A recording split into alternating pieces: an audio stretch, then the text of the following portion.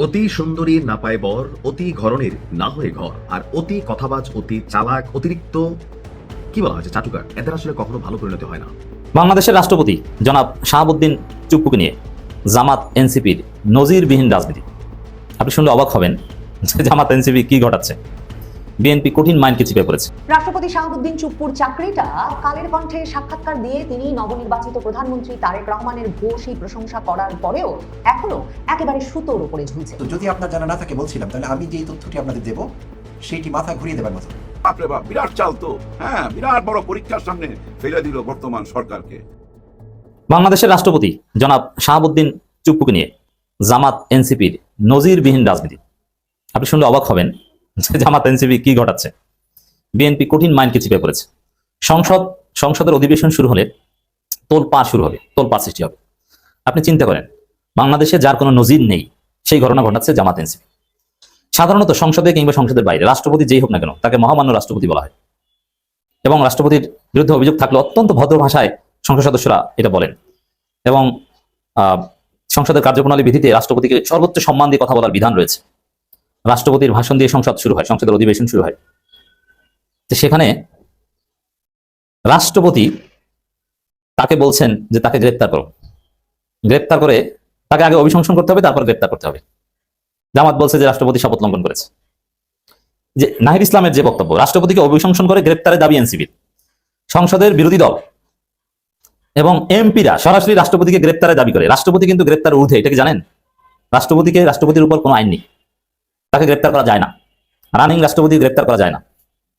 এবং রাষ্ট্রপতি পদ থেকে বিদায় নিল, সারা জীবন কিন্তু তিনি অনেক প্রোটোকল পান। সেখানে রানিং রাষ্ট্রপতিকে অভিশংসনের আগেই বলছেন যে তাকে গ্রেপ্তার করতে হবে অভিশংসন করে।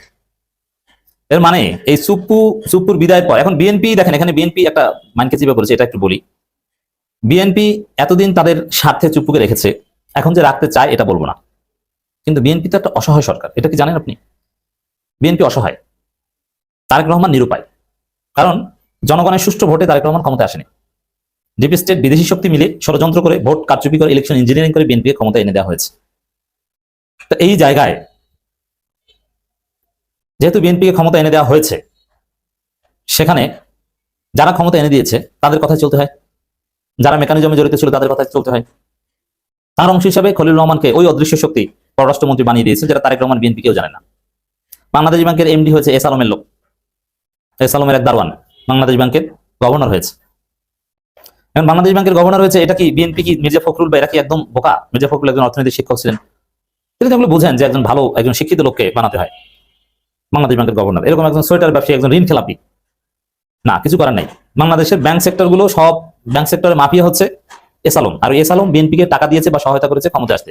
এখন এস আলমের কথায়, এস আলমের দেওয়া লোককে বাংলাদেশ ব্যাংকের গভর্নর বানাতে হবে, এটা আগে থেকে চুক্তি ছিল নির্বাচনের আগে। সেই চুক্তি অনুযায়ী এস আলমের লোককে বানিয়েছে। কারণ এই আগের যে গভর্নর তিনি বিএনপি পন্থী হলেও তিনি এস আলমের ব্যাংকগুলোকে কার্যত খেয়ে দিয়েছিলেন, একীভূত করেছিলেন। তো এখন এস আলমের বাংলাদেশ ব্যাংকের গভর্নর, এই রাষ্ট্রপতি শাহাবুদ্দিন চুপ্পু তিনি এস আলমের। এখন Bharat, S Alam, deep state যারা বিএনপি ক্ষমতা এনেছে তারা চাইছে যে চুপ্পুকে রেখে দিতে হবে, চুপ্পুকে রাষ্ট্রপতি পদে রেখে দিতে হবে। কারণ চুপ্পুকে দিয়ে তারা খেলবে, তারেক রহমান তো স্বাধীন নয়। চুপ্পুকে দিয়ে প্রয়োজনে তারেক রহমানকে জয় বাংলা করে দিবে, এখানে চুপ্পুকে তার মেয়াদ পূর্ণ করে দিতে হবে। এটা বিএনপি চাক বা না চাক, এটা ওই বিএনপিকে যারা ক্ষমতা এনে দিয়েছে তাদের চাওয়া। এখন এই জায়গায় তাদের চাওয়া পূরণ করতেও বাধ্য বিএনপি। আবার জামাত এনসিপি এখানে খেলছে যে অভিশংসন করে গ্রেপ্তার করতে হবে। এখন সংসদ শুরু হলে জামাত অভিশংসন বিল উত্থাপন করবে, বেসরকারি বিল। আর তখন বিএনপির লোকজন যদি অভিশংসনের পক্ষে রায় না দেন, তাহলে রাজনৈতিকভাবে বিএনপি মারাত্মকভাবে বেকায়দায় পড়বে, জামাত এটা নিয়ে কঠিন রাজনীতি করবে, ওভারঅল পুরো পরিস্থিতি এলোমেলো হয়ে যাবে। তো বিএনপি কতটা মাইন্ড কেসিভাবে আছে আশা করি আপনারা বুঝতে পারছেন। তো এখানে দেখেন, বিএনপিও ওই অদৃশ্য শক্তির নির্দেশনা অনুযায়ী চুপ্পুকে টিকিয়ে রাখতে নানান চেষ্টা করছে। তার অংশ হিসাবে এখানে নানান খেলা চলছে। সে খেলা হচ্ছে, যেমন চুপ্পুর ভাষণ লিখে দিচ্ছে। এই যে সংসদ অধিবেশন শুরু হবে 12 তারিখ, কি ভাষণ দিবেন? সেখানে শেখ হাসিনাকে গণহত্যাকারী, শেখ হাসিনার অপকর্মের বিরুদ্ধে বক্তব্য থাকবে। অথচ চুপ্পু নিজেই কিন্তু শেখ হাসিনার লোক এবং এখনো শেখ হাসিনার সাথে যোগাযোগ করেন এবং বিএনপির প্রশংসা করাবেন। তো এই যে বক্তব্য কি লিখে দিবেন, আমরা যতটুকু তথ্য পেয়েছি যে হাসিনাকে ইচ্ছা মতো গালাগালি করাবেন, হাসিনাকে ইতিহাসের ভয়ানক কালপ্রিট হিসেবে উপস্থাপন করাবেন, আর বিএনপির প্রশংসা করাবেন। এর চাইতে কোন সার্কাস আর হতে পারে না। আর হাসিনার লোক চুপ্পু, যে তারেক রহমানকে খাম্বা বলেছে, এই চুপ্পু জিয়াউর রহমান খালেদা জিয়াকে খুনি বলেছে, সেই চুপ্পু এখন বিএনপির প্রশংসা করবে আর হাসিনাকে গালি দিবে। এটা কি ন্যাচারাল কিছু? তো সংসদ কি একটা ফাজলামির জায়গা, একটা প্রতারণা জায়গা, শো অফ, নাটক, সার্কাস, ঘটনা এক ধরনের দেখাবে আরেক ধরনের দেখাবে আরেকটা, জাদুর পিছনে খেলা থাকে, ট্রিক্স, টেকনিক, কালো জাদু না, ম্যাজিক, ব্ল্যাক ম্যাজিক না, এমনিতে যে ম্যাজিক আপনাকে দেখাবে যে দুইটা রড জোড়া লাগিয়ে ফেলছে। আসলে কি জোড়া লাগিয়ে ফেলছে? না, ওটা হ্যালুসিনেশনও না, ওটা কোনো কৌশল যেটা আপনি ধরতে পারছেন না পর্দার অন্তরালে। আপনি দেখছেন যে একটা লাল রুমাল হঠাৎ করে একটা কবুতর বানিয়ে ফেলছে। আসলে কি কবুতর বানিয়ে ফেলছে? ওটা কি কালো জাদু? না, ওটা কবুতরটা কোথাও লুকানো ছিল, আপনি দেখেন নাই, সিস্টেমে এটা আপনাকে দেখিয়ে দিয়েছে। দেখেন সংসদ কি এরকম একটা জায়গা, সার্কাস না জাদু দেখানো জায়গা, ম্যাজিক দেখানো জায়গা, যে চুপ্পু বাস্তবে যা বলবে আরেকটা। তো বিএনপি সেটাই করতে যাচ্ছে। এখন বিএনপি কেন চুপ্পুকে দিয়ে এই ধরনের কাজ করাতে বাধ্য হচ্ছে? কারণ ওই যে অদৃশ্য শক্তি তারা চুপ্পুকে রাখতে যাচ্ছে। বিএনপি কতদিন ক্ষমতায় থাকতে পারবে এটা ডিপেন্ড করে ওই শক্তি কতদিন রাখবে। একটা নির্দিষ্ট সময় পর, এই জন্য জনগণের সুষ্ঠু ভোটে না আসলে সমস্যা আছে, একটা নির্দিষ্ট সময় পর বিএনপির হাত ছেড়ে দিবে, তারা বিএনপি বেকায়দা করবে। তো জামাত এনসিপি এটা নিয়ে অসাধারণ রাজনীতি করছে। তো এই জন্য জামাত এনসিপির পা ধরে দেশ চালানো ছাড়া বিএনপির সামনে কোনো উপায় আছে বলে মনে করি না। এই জন্যই এখন পর্যন্ত জামাত এনসিপির সাথে তারেক রহমান আন্ডারস্ট্যান্ডিং আছেন। রাষ্ট্রপতি মোহাম্মদ শাহাবুদ্দিনকে অভিশংসন করে গ্রেপ্তারের দাবি জানিয়েছে জাতীয় নাগরিক পার্টির আহ্বায়ক ও বিরোধী দলীয় নেতা চিফ হুইপ। এটা নজিরবিহীন, এরকম কোনো দাবি অতীতে কখনো জানানো হয়নি। রাষ্ট্রপতির সমালোচনা হয়েছে কিন্তু তাকে মহামান্য বলে এবং গ্রেপ্তার সরাসরি এই কথা বলা হয়নি। একে কেউ মহামান্য বলে না, কেউ যাইছে রাষ্ট্রপতিকে এই চুপ্পুকে মহামান্য বলেন শুধু শিশির মনির, এছাড়া কাউকে দেখি না। আর তারেক রহমানরা তো আব্বা আব্বা বলেন পারলে। ইসলাম 24 জুলাই গণহত্যা ঠেকাতে কার্যকর ব্যবস্থা গ্রহণ করেনি রাষ্ট্রপতি শাহাবুদ্দিন, এজন্য তিনি গণহত্যার দায় এড়াতে পারেন না। এনসিপির আহ্বায়ক সংসদের প্রথম অধিবেশন তাকে অভিশংসন করতে হবে, এরপর গণহত্যার দায় তাকে গ্রেপ্তার করতে হবে। এবার গোলাম পরোয়ারের আগে বিবৃতি দিয়েছেন, শপথ ভঙ্গ করেছেন, এখন খেলা হবে, রাজনীতি জমে উঠেছে। রাষ্ট্রপতি শাহাবুদ্দিন চুপ্পুর চাকরিটা কালের কণ্ঠে সাক্ষাৎকার দিয়ে তিনি নবনির্বাচিত প্রধানমন্ত্রী তারেক রহমানের ভূয়সী প্রশংসা করার পরেও এখনো একেবারে সুতোর উপরে ঝুলছে। বরং কালের কণ্ঠে সাক্ষাৎকার দিয়ে নানা রকম বেফাস কথা বলে তিনি তার চাকরিটাকে এই সময়ে এসে আরো বিপদগ্রস্ত করে তুললেন কিনা তা নিয়েও বিএনপির ভেতরে বাইরে জোর আলাপ হচ্ছে। সংবাদ মাধ্যমগুলো কে হতে যাচ্ছেন পরবর্তী রাষ্ট্রপতি তা নিয়ে নানা রকম তালিকা ছাপাচ্ছে।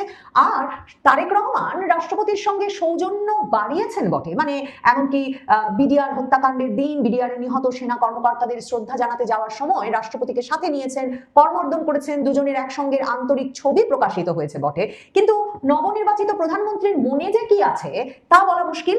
আর এই পুরো বিষয়টাই আসলে নির্ভর করছে প্রধানমন্ত্রীর উপরেই। রাষ্ট্রপতি শাহাবুদ্দিন চুপ্পু সেটা জেনেই বিএনপি এবং তারেক রহমানের ভূয়সী প্রশংসা করেছেন। তারেক রহমান ভালো করবেন, Tarique Rahman is a cordial person. Tarique Rahman আর বিএনপি তার পাশে না থাকলে কিছুতেই রাষ্ট্রপতি শাহাবুদ্দিন চুপ্পু সংবিধানটা রক্ষা করে দেশ রক্ষা করতে পারতেন না, এমন নানা বয়ান তুলে ধরেছেন কালের কণ্ঠের সেই সাক্ষাৎকারে। কিন্তু সেটাই এখন তার জন্য কাল হয়ে দাঁড়াচ্ছে, কারণ জামায়াতে ইসলামীর আমির শফিকুর রহমান তিনি প্রথমে বিবৃতি দিয়ে বলেছিলেন যে 5ই আগস্ট বিষয়ে রাষ্ট্রপতি অনেক সত্য গোপন করেছেন এবং তিনি নিজের ভেরিফাইড ফেসবুক পোস্ট পেজে এক পোস্ট দিয়ে বলেন যে এই রকম করে একজন রাষ্ট্রপতি সাক্ষাৎকার দিতে পারেন কিনা। এবং তিনি বলেন যে 5ই আগস্ট 2024 বিষয়ে রাষ্ট্রপতি অনেক কিছু চেপে গেছেন, পতিত পলাতক প্রধানমন্ত্রীর পদত্যাগের বিষয়ে উনি উপস্থিত নেতৃবৃন্দকে যা বলেছিলেন এবং পরবর্তীতে জাতিকে যা জানিয়েছিলেন তার বর্তমান বক্তব্যে তিনি তা স্বীকার করেননি। আর এখন যা বলেছেন সেদিন তার কিছুই বলেননি। শফিকুর রহমান লেখেন যে রাষ্ট্রের সর্বোচ্চ জায়গা থেকে এরকম আচরণ অগ্রহণযোগ্য, কোটি কোটি মানুষ যা শুনল এবং সেদিন তিনি যা বললেন আর এখন যা বলছেন তার হিসাব রাষ্ট্রপতি মিলিয়ে দেবে কি? আমিরের কাছ থেকে এমন বক্তব্য আসার পর এখন রীতিমতো রাষ্ট্রপতি শাহাবুদ্দিনকে অপসারণ ও নতুন নিয়োগের দাবিতে আইনি নোটিশ দিয়েছে। কথা বলে যে রাষ্ট্রপতি শাহাবুদ্দিন চুপ্পুর সাম্প্রতিক বক্তব্য জুলাই মাসকে অসম্মান করেছে, সাংবিধানিক দায়িত্ব শপথের পরিপন্থী, এসব উল্লেখ করে এই আইনি নোটিশ পাঠিয়েছেন সুপ্রিম কোর্টের আইনজীবী ব্যারিস্টার শাহরিয়ার। এই যে ব্যারিস্টার শাহরিয়ার এই আইনি নোটিশটি দিয়েছেন সেখানে তিনি বলেছেন যে এর মাধ্যমে রাষ্ট্রপতি শাহাবুদ্দিন চুপ্পু শপথ ভেঙেছেন আর তাই তাকে অপসারণ করে নতুন রাষ্ট্রপতি নিয়োগ দিয়ে তারপর ত্রয়োদশ সংসদের প্রথম অধিবেশন উদ্বোধন করতে হবে। সংসদ সচিবালয় এবং আইন সচিবকে এই বিষয়ে সিদ্ধান্ত নিতে হবে। এই আইনি নোটিশটা পাঠিয়েছেন ব্যারিস্টার শাহরিয়ার। নাহিদ ইসলাম জাতীয় নাগরিক পার্টির নেতা, তিনি বলেছেন যে প্রথম যে অধিবেশন ডেকেছেন, সংসদ অধিবেশন ডেকেছেন রাষ্ট্রপতি শাহাবুদ্দিন চুপ্পু, সেখানেই তাকে অভিশংসন করতে হবে এবং অভিশংসন করার মাধ্যমে তাকে গ্রেফতার করতে হবে, কারণ রাষ্ট্রপতি সংবিধানের যে শপথ সেসব ভঙ্গ করেছেন। এবং তিনিও বলেছেন যে 24 জুলাইয়ে গণহত্যা ঠেকাতেও তো রাষ্ট্রপতি চুপ্পু কোনো ব্যবস্থা নেন নাই, কাজে কাজেই তিনি গণহত্যার দায় এড়াতে পারেন না, এই দায়ে তাকে অভিশংসন করে গণহত্যার দায়ে গ্রেফতার করতে হবে। নাহিদ ইসলাম বলেছে তিনি যে ধরনের সাক্ষাৎকার দিয়েছেন সেটাতে তো শপথ লঙ্ঘন হয়েছে, ফলে কোনোভাবেই এই রাষ্ট্রপতি আর এই দায়িত্বে এই পদে থাকার যোগ্য নয়। মানে রাষ্ট্রপতি 17 মাস পরে 18 মাস পরে ইউনূস সরকারের অবসান হওয়ার পর বিএনপি সরকার ক্ষমতায়, কিংবা বিএনপি সরকারের ইঙ্গিতে, কিংবা তার যে আরেক সমর্থক দল সেনাবাহিনী, তাদের ইঙ্গিতে গর্ত থেকে বেরিয়ে এসে কথা বলা শুরু করেছেন বটে, কিন্তু সেই কথা বলার পর যে প্রতিক্রিয়া তৈরি হয়েছে সেটা সম্ভবত তাকে ওই পদ থেকে অপসারণ করতে তারেক রহমানের জন্য একরকমের সুবিধা করে দিচ্ছে। কিন্তু তারেক রহমানের এই সময়টায় কিন্তু রাষ্ট্রপতি শাহাবুদ্দিন চুপ্পুকে খুব প্রয়োজন। রাষ্ট্রপতি শাহাবুদ্দিন চুপ্পুকে তার প্রয়োজন সাংবিধানিক ধারাবাহিকতা রক্ষা করতে। রাষ্ট্রপতি সংসদের প্রথম অধিবেশন ডেকেছেন এবং সংসদের প্রথম অধিবেশন ডাকার মাধ্যমে তিনি যে সংসদ অধিবেশন শুরু করতে যাচ্ছেন সেখানে তিনি উদ্বোধনী ভাষণও দেবেন, এবং বিএনপি সেখানে আরেকটা রাজনৈতিক বিজয় পেতে যাচ্ছে। কারণ নিয়ম অনুযায়ী মন্ত্রিসভার অনুমোদিত ভাষণটাই কেবলমাত্র পাঠ করতে পারেন রাষ্ট্রপতি সংসদের এই প্রথম অধিবেশনে।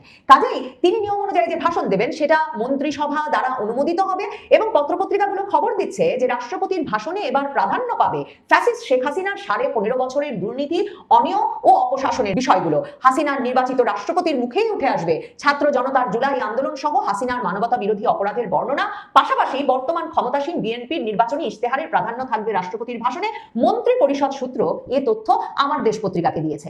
অনেক সূত্র বলছে বিএনপির যে এটা তো একটা দারুণ মজা, মানে শেখ হাসিনার চরণ ধুলি না পেয়ে যে বিব্রত হয়ে পড়তেন, মানে একরকমের উতলা হয়ে পড়তেন রাষ্ট্রপতি শাহাবুদ্দিন চুপ্পু, তা তো তিনি নিজেই সংবাদ মাধ্যমের সামনে বলতেন এবং সেসব কথা বলে সে সময় তিনি আলোড়ন তৈরি করেছিলেন। তো সেহেন রাষ্ট্রপতি চুপ্পু এবার মন্ত্রিসভা অনুমোদিত, বিএনপি মন্ত্রিসভা অনুমোদিত যে বক্তব্য পড়বেন সে বক্তব্যে তার অতি শ্রদ্ধেয় শেখ হাসিনার আমলের গণহত্যা, দুর্নীতি এসবের অভিযোগ থাকবে। তো বিএনপি সেই রাজনৈতিক বিজয়টা আসলে সুযোগটা হারাতে চাচ্ছে না। তারপর স্পিকার শিরিন শারমিন চৌধুরী এর আগের সংসদের, তিনি এখনো উধাও নিখোঁজ, তিনি পদত্যাগ করেছেন, ডেপুটি স্পিকার কারাগারে আছেন। এই অবস্থায় স্পিকার ডেপুটি স্পিকার বিহীন যে সংসদ অধিবেশনটি অনুষ্ঠিত হতে যাচ্ছে সেই সংসদ অধিবেশনের শুরুতে রাষ্ট্রপতি একজন সিনিয়র সদস্যদের মধ্য থেকে সংসদের মনোনয়ন করে দেবেন, যিনি প্রথম অধিবেশনটি পরিচালনা করবেন। তারপর স্পিকার নির্বাচন হবে। কাজেই সংসদের এবং সংবিধানের নিয়মাবলীর ওই সব ফাঁকগুলো এড়িয়ে যেতেও রাষ্ট্রপতির পদটি এখন অটুট রাখা দরকার। আর রাষ্ট্রপতি শাহাবুদ্দিন চুপ্পুকে যতটা বিশ্বস্ত অনুগতভাবে পেয়েছেন তারেক রহমান দেখেছেন গত কয়েক মাসে, সেটাও রাষ্ট্রপতি শাহাবুদ্দিন চুপ্পুর চাকরি কিছুটা সময় বাড়িয়ে নিতে পারে। এই জোর আলোচনা যেমন বিএনপির ভেতরে বাইরে আছে, তেমনি এই আলোচনা আছে যে দ্রুত এই রাষ্ট্রপতিকে সরিয়ে বিএনপির বর্ষিয়ান নেতাদের মধ্য থেকে কাউকে নির্বাচিত করতে যাচ্ছেন তারেক রহমান। তারেক রহমান এমনকি 2007 সালে 11 সরকারের সময় দেখেছেন তাদের অতি বিশ্বস্ত ইয়াজউদ্দিন আহমেদ তাকে কিভাবে ভয় ভীতি দেখিয়ে তখনকার সেনাপ্রধান মইনুল আহমেদ পুরো পরিস্থিতিটা তাদের সরকারের প্রতিকূলে নিয়ে গেছেন, তাদের দলের বিএনপির প্রতিকূলে নিয়ে গেছেন, এবং কিভাবে ইয়াজউদ্দিন সরকার থাকা অবস্থায়, ইয়াজউদ্দিন রাষ্ট্রপতি পদে থাকা অবস্থায় বিএনপির জন্য পরিস্থিতি ভয়াবহভাবে বৈরী হয়ে উঠেছিল। তারেক রহমান জানেন যে তাদের দলের বর্ষিয়ান নেতা বদরুদ্দোজা চৌধুরীকে যখন রাষ্ট্রপতি পদে নিয়োগ করা হয়েছিল তখন কিন্তু এই বদরুদ্দোজা চৌধুরীকে রীতিমতো রেল লাইনে তাড়া করে বিএনপির রাজনৈতিক নেতা কর্মীরা তাড়িয়ে ছেড়েছিল। কাজেই রাষ্ট্রপতি পদটা শাহাবুদ্দিন চুপ্পুর মতো কোনো লোক থাকলে সেটা যে নিরাপদ থাকে, এবং সেনাপ্রধানের পদে ওয়াকারুজ্জামানের মতো কোনো ব্যক্তি থাকলে যারা শেষ পর্যন্ত নিজ কাঁধে দায়িত্ব নেওয়ার সাহস করেন না বা বড় ধরনের কোনো সিদ্ধান্ত নিয়ে ফেলতে পারেন না, সেটা তারেক রহমান আগের অভিজ্ঞতা আর গত 18 মাসের অভিজ্ঞতা মিলিয়ে বুঝেছেন। তবে দলের ভেতর চাপ বাড়ছে, সংসদ অধিবেশনের আগে না হলেও সংসদ অধিবেশনের পর যত দ্রুত সম্ভব এই রাষ্ট্রপতি চুপ্পুকে যাতে সরিয়ে দিয়ে বিএনপি সরকার তাদের কাছে গ্রহণযোগ্য একজন কাউকে রাষ্ট্রপতি হিসেবে নিয়োগদান করেন। আজকেও দ্য বিজনেস স্ট্যান্ডার্ড পত্রিকা প্রেসিডেন্ট থেকে হুইপ সব পদে কারা কারা নিযুক্ত হচ্ছেন এ নিয়ে যে জল্পনা তুঙ্গে উঠেছে সে বিষয়ে একটা খবর প্রকাশ করেছে, এবং সেখানে আবারও প্রেসিডেন্ট পদে মির্জা ফখরুল ইসলাম আলমগীর, যাকে এখন স্থানীয় সরকার মন্ত্রী হিসেবে নিয়োগদান করা হয়েছে, বিএনপির মহাসচিব হিসেবে যিনি গুরুত্বপূর্ণ, তাৎপর্যপূর্ণ এবং সবচেয়ে উল্লেখযোগ্য দায়িত্ব পালন করে বিএনপির ভেতরে দলটাকে ধরে রেখেছিলেন শেখ হাসিনা সরকারের প্রতিকূল সময়ে, সেই মির্জা ফখরুল ইসলাম আলমগীরের নাম লিখছে দ্য বিজনেস স্ট্যান্ডার্ড। আর জাগো নিউজ 24 দেখছি তারা একই ধরনের শিরোনাম করেছে, রাষ্ট্রপতি থেকে হুইপ আলোচনায় যারা, এবং তাদের সিনিয়র রিপোর্টার লিখছেন যে রাষ্ট্রপতি পদে আসলে 4 জন শীর্ষ নেতার কথা বিএনপির ভেতরে আলোচনায় রয়েছে। তারা হলেন দলের মহাসচিব মির্জা ফখরুল ইসলাম আলমগীর, স্থায়ী কমিটির সদস্য ডক্টর খন্দকার মোশাররফ হোসেন, নজরুল ইসলাম খান এবং সেলিমা রহমান। এই জাগো নিউজে এই সেলিমা রহমানের নামটা কিন্তু প্রথমবারের মতো দেখলাম। সেখানে বলা হচ্ছে যে রাজনীতিতে চমক দেখাতে তারেক রহমান প্রথম নারী রাষ্ট্রপতি হিসেবে সেলিমা রহমানের নামকে সামনে নিয়ে আসতে পারেন। এছাড়াও তিনি এমনকি ঢাকা বিশ্ববিদ্যালয়ের সাবেক উপাচার্য অধ্যাপক এস এম এ ফায়েজ, সাবেক উপ উপাচার্য মাহবুবুল্লাহ এদের কথাও ভাবছেন, এমনকি সাবেক সচিব বা অবসরপ্রাপ্ত কোনো সেনাপ্রধানের নামও নাকি আলোচনায় ঘুরপাক খাচ্ছে। তবে সবচেয়ে বেশি আলোচনায় ঘুরছে সেই প্রশ্নটাই যে রাষ্ট্রপতি চুপ্পু কি সত্যি 12ই মার্চ সংসদ অধিবেশন শুরুর দিন পর্যন্ত বা প্রথম অধিবেশন পর্যন্ত চাকরিটা ধরে রাখতে পারবেন? চাকরিটা ধরে রাখতে পারলে কতদিন ধরে রাখতে পারবেন? সংসদে তিনি যখন ভাষণ দিতে উঠবেন তখন সংসদে উপস্থিত জামায়াতে ইসলামী জোটের জাতীয় নাগরিক পার্টির 77 জন সংসদ সদস্য কি আচরণ করবেন? তারা কি সত্যি তাকে সম্মানের সঙ্গে বক্তব্য শেষ করতে দেবেন? এই সব প্রশ্ন অনেকেই বলছেন রাষ্ট্রপতি শাহাবুদ্দিন চুপ্পুর মাথাতেও ঘোরা উচিত এবং তারেক রহমান হয়তো অপেক্ষা করছেন তিনি সেটা বুঝতে পেরে মানে সম্মানের সাথে নিজেই সরে যাবেন। এই যে সরে যাওয়ার সুযোগের ইঙ্গিত, এটা কিন্তু বিএনপি সরকার ক্ষমতা নেওয়ার পর থেকে বাংলাদেশের বিভিন্ন প্রতিষ্ঠানের বিভিন্ন গুরুত্বপূর্ণ ব্যক্তিকে দিয়ে আসছেন, যাতে মব নয়, ধমক নয়, ভয়ভীতি নয়, মানে সেই ব্যক্তিরা তাদের ক্ষমতা ছেড়ে দিতে পারে। বাপরে বাপ, বিরাট চাল তো। হ্যাঁ, বিরাট বড় পরীক্ষার সামনে ফেলে দিল বর্তমান সরকারকে। সেটা কি জানেন? ওনারা সিদ্ধান্ত নিছে 3টা দিনের মধ্যে 7ই মার্চ। এটা তো আপনারা জানেন 7ই মার্চ কি। 7ই মার্চই কিন্তু সূচনা হয়েছিল দেশের স্বাধীনতা, ওইখান থেকেই ঘোষণা দেওয়া হয়েছিল। ওনার পুরো বক্তব্যের মধ্যে ওইটাই ফুটে উঠছিল। এটা সবাই মানে, এটা অস্বীকার যাবার কোনো রাস্তা নাই। যাই হোক, সেই 7ই মার্চ ওনারা পালন করবে। কোথায় পালন করবে? কলকাতায় না, বাংলাদেশে পালন করবে। আর এটা পালন করার অধিকার আছে এই জন্য যে বর্তমান যে সংবিধান মেনে আমরা চলতেছি, ওই সংবিধানের মধ্যে এই অধিকার দেওয়া আছে। তো তার মানে কি 7ই মার্চে এমনও হইতে পারে বিটিভি থেকে আমরা ওই বঙ্গবন্ধুর 7ই মার্চের ভাষণটা শুনতে পাইতে পারি। হ্যাঁ, ভাষণটা প্রচার করতে পারে, এমন কিছু হয়ে যেতে পারে ভাই। হ্যাঁ, মানুষের চাপে, আওয়ামী লীগের চাপে, কারণ দেখতেছেন তো সবাই অলরেডি অফিস খুলতেছে, স্লোগান দিতেছে, এটা তো আমরা অনলাইনে দেখতেছি। আবার এমনও দেখতেছি এবং প্রশাসনের পক্ষে থেকে 2-1টা জায়গায় দেখছি বন্ধ করার চেষ্টা, এবং এমনও দেখছি ভাই ছাত্রদল, এনসিপি বা অন্য কারা যেন, নাম মুখে নেওয়া ঠিক হবে না, তারা যায় আবার ওই অফিস বন্ধ করে দিছে। এরকম ঘটনাও ঘটছে, কিন্তু তেমন ঘটনা ঘটছে 2-4টা, কিন্তু অফিস খোলার ঘটনা আমার মনে হয় হাফ সেঞ্চুরি হয়ে গেছে অলরেডি। এমন ভাবে চারিদিকে ছড়ায় যেতেছে। তার কারণ ওই যে মার্চ মাস, স্বাধীনতার মাসে স্বাধীনতার পতাকা নিয়ে স্লোগান দেওয়ার অধিকার সবচেয়ে বেশি কার? দেশের সবাই, কিন্তু সবচেয়ে বেশি কার? আওয়ামী লীগের, তাই না? কারণ বঙ্গবন্ধুর কারণে দেশ স্বাধীন হয়েছে, এটা তো মিথ্যা না, এটা তো মোছা যাবে না, তাই না? তার মানে কি দেখছেন প্রাক্তন প্রধানমন্ত্রী কিভাবে ব্রেন খাটাইছে? মাসটা বাইচা নিছে। 7ই মার্চ ওনারা রাস্তায় নামবেন। হ্যাঁ, 7ই মার্চে রাস্তায় নামবেন। তারপরে কোনটা? মার্চ মাসের 17 তারিখ। 17 তারিখ মানে কি বলেন তো? বঙ্গবন্ধুর জন্মদিন। ওই দিনটাও বাইচা নিছে এবং আমাদের সংবিধানের মধ্যে ওই 17 তারিখও লেখা আছে, বঙ্গবন্ধুর নাম লেখা আছে। ওই জন্মদিনটাও তো পালন করবে ওনারা। এই ঢাকাতে করবে এই জন্মদিন পালন, প্রত্যেক অফিসে এই জন্মদিনটা পালন করতে চায়। আরেকটা কোন দিন? সেটাই তো সবচেয়ে বড় দিন, স্বাধীনতা দিবসের দিন, 26শে মার্চ। হ্যাঁ, স্বাধীনতা দিবস। এই স্বাধীনতা দিবস কাদের জন্য? আওয়ামী লীগের জন্য। তার মানে কি আওয়ামী লীগ স্বাধীনতা দিবস পালন করবে না, বঙ্গবন্ধুর জন্মদিন পালন করবে না? আর ওই জন্মদিন পালন করার জন্য যদি 32 নম্বরে যায়, তখন এই সরকার বাধা দেয় কিনা? বিরাট বড় চ্যালেঞ্জ এবং পরীক্ষার ব্যাপার না? চিন্তা করছেন কত বড় পরীক্ষার মুখে ফেলে দিছে শেখ হাসিনা তাকে, বর্তমান মাননীয় প্রধানমন্ত্রী তারেক রহমান সাহেবকে। দেখবেন এই 32 নম্বরে ওনারা কেক কাটবে, জন্মদিনের কেক কাটবে, বেলুন লাগাবে, অনেকেই যাবে। বাধা দিতে পারবেন? হ্যাঁ, আইনগতভাবে আপনি বাধা দিতে পারেন। কেন? ওনাদের কার্যক্রম নিষিদ্ধ আছে, এটা আইনে লেখা আছে। কিন্তু আমরা এই কথাও তো শুনছি, যা কিছু হবে আইনের মধ্যে দিয়েই হবে, যা কিছু হচ্ছে আইনের মধ্যে দিয়েই তো হচ্ছে। অনেক বড় বড় নেতারা বেরিয়ে যাচ্ছে, আরো অনেকে বেরিয়ে যাবে, এবং ওনারাও বলতেছে আমরাও দেশে আসবো। হ্যাঁ, বিদেশে যারা আছে ওরাও বলতেছে আমরাও দেশে আসবো। তার মানে মাসটা বিরাট বড় পরীক্ষায় ফেলে দিল বর্তমান সরকারকে। বিরাট বড় চ্যালেঞ্জ না ভাই? বিরাট বড় চ্যালেঞ্জ। কারণ আমরা একটা কথাই তো শুনে আসছি, নির্বাচিত সরকার আসলেই দেশ শান্ত হয়ে যাবে। হ্যাঁ, পুরো দেশ শান্ত হয়ে যাবে নির্বাচিত সরকার আসলে। কিন্তু নির্বাচিত সরকার আসার পরও আমরা দেখতেছি একটা থানার সামনে ভাই অনেক মানুষ স্লোগান দিতেছে, চিৎকার করতেছে। কেন? 7 বছরের একটি মেয়েটির জীবন ধ্বংস হয়ে গেছে, বুঝছেন? ওই প্রতিবাদ করতেছে, আইনের কাছে বিচার চাইতেছে, আইন বিচার নিতেছে না। শোনা যাচ্ছে ওই জালিমদের নাম, যারা এই জুলুমটা করছে ওই জালিমরা নাকি কোনো দলের সাথে জড়িত, এরকমও শোনা যাচ্ছে। কত বড় পরীক্ষার সামনে। দেখেন মহামান্য স্বরাষ্ট্রমন্ত্রী উনি কিন্তু স্ট্রেট ফরওয়ার্ড। হ্যাঁ ভাই, স্ট্রেট ফরওয়ার্ড। চলাফেরার মধ্যে ভাই স্মার্টনেস আছে, কথাবার্তার মধ্যেও আছে। গত 18 মাস পুরো বিএনপিকে সামনে আগায় নিয়ে গেছে। যতক্ষণ পর্যন্ত ওনাদের চেয়ারম্যান সাহেব লন্ডন থেকে না আসছে ততদিন পর্যন্ত কিন্তু হালটা ধরে রাখছে, সবার সাথে মোকাবেলা করছে। উনি কিন্তু বলছে মব করা যাবে না, মব আর মাইনাই নিমু না, উনি কিন্তু বইলা দিছে। কিন্তু মব তো হচ্ছে, তার বিচারও হচ্ছে। দেখলাম একজন অ্যারেস্ট হয়েছে আদালত পাড়া। হ্যাঁ, একবার এজলাস চলতেছিল, বিচার চলতেছিল, ওইখানে গিয়ে হামকি ধামকি, চেয়ার টেবিল ছুঁড়া মারা, তারপরে প্রতিবাদ হয়েছে, প্রতিবাদের পর হ্যান্ডকাপ পরানো হয়েছে, নিয়ে গেছে। কিন্তু তারপর আবার বিভিন্ন জেলা থেকে অন্য অন্য সভাপতিরা, দলীয় সভাপতিরা, উনিও কিন্তু একজন দলের সভাপতি যে অ্যারেস্ট হয়েছে, ওনার মুক্তির জন্য তারা মিছিল করতেছে, মিটিং করতেছে, মানববন্ধন করতেছে, আইনের উপরে চাপ সৃষ্টি করতেছে। এই চাপের ভিতর দিয়ে উনি হয়তো বেরিয়ে যেতে পারে। কিন্তু এই ধরনের ঘটনা কি তারেক রহমান সাহেব চায়? না, আমার মনে হয় না। আপনারা একটা জিনিস খেয়াল করেন, ওনার চলাফেরা, কথাবার্তার মধ্যে পুরাই পারফেক্ট জেন্টলম্যান। দেখেন, দামি চেয়ারে বসে না, সাধারণ চেয়ারে বসে, হেঁটে অফিসে যায়, কথাবার্তা বলে। ওই যে কয়েকদিন আগে দেখলেন না, মানে 2 দিন আগে এক বাপ দৌড়ে আসলো, ওনার ছেলে কিডন্যাপ হয়ে গেছে, তারপরে ডিসি মাসুদকে ফোন দিল, মাসুদ সাহেব 1 ঘন্টার মধ্যে যায় নিয়ে আসলো, ওই ছেলেকে উদ্ধার করে নিয়ে আসলো। এভাবে উনি দেশ চালাচ্ছে, ভাব ধরতেছেন। ওনার মধ্যে এই ভাবটা নাই। থাকে না অনেক সময় ড্যাশিং ভাব, অভদ্র একটা ভাব, সেটা নাই।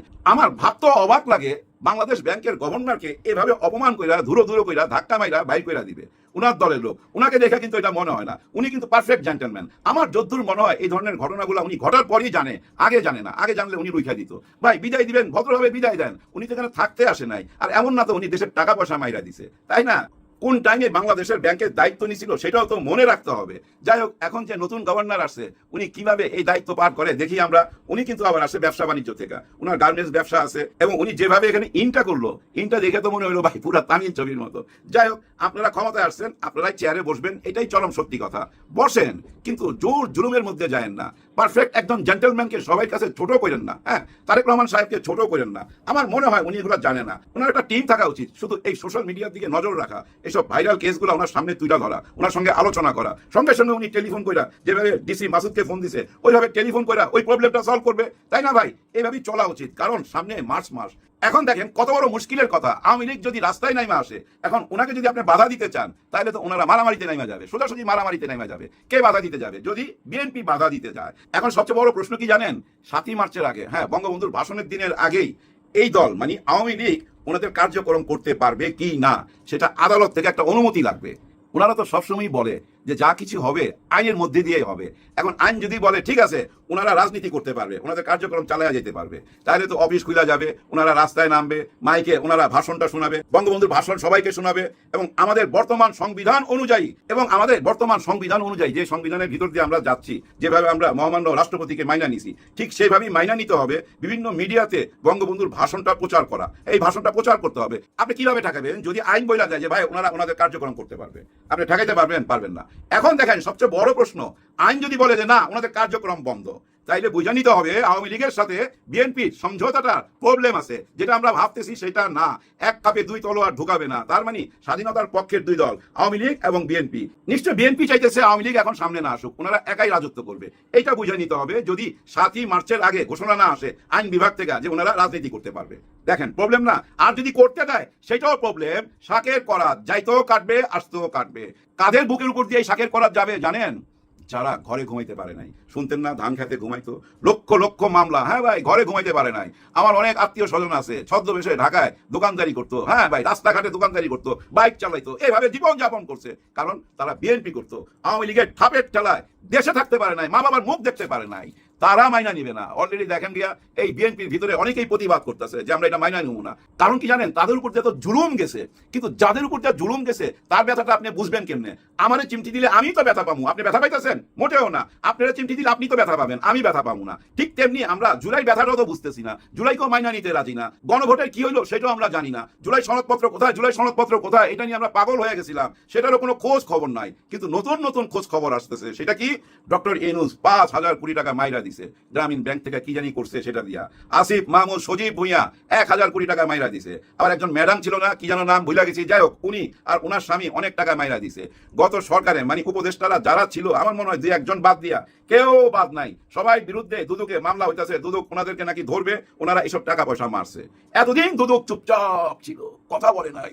ভাই দুদকের আপনাদের কাজ কি? সবসময় তো গোয়েন্দার মতো খুঁজা বেড়ানো। এতদিন খুঁজা বেড়ায় এখন কে একজন আইসা হয়তো অভিযোগ করছে, সেই কারণে ওনারা জায়গা উঠছে। এবং বিশেষ কিছু পত্রিকায় বারবার হেডলাইন দিয়ে প্রকাশ করতেছে, অনলাইনে বইলা বেড়াইতেছে, নিউজের মধ্যে দেখাইতেছে, চারিদিকে গুজব ছড়ায় গেছে। ডক্টর ইউনূস স্যার দেশটারে ধ্বংস করে দিছে, আমেরিকার কাছে বেচা ফেলাইছে, সবকিছু দিয়ে দিছে, সেন্ট মার্টিন বেচা ফেলাইছে। উনি তো দেশেই আছে। হ্যাঁ, বিচারের সামনে নিয়ে আসেন, দেখি না বিচারে আইনা প্রমাণ কইরা দেন। এইসব গুজব টুজব ছড়ায় চারিদিকে ভাই অস্থির। যারা জুলাই গণ অভ্যুত্থানের সঙ্গে ছিল তাদের নামও মামলা হবে, যারা থানা পোড়াইছে, যারা আগুন জ্বালাইছে, যারা লুটপাট করছে তাদের নামও মামলা হবে, তাদেরকে বিচারের আওতায় আনবে, এরকম কথাও শোনা যাচ্ছে।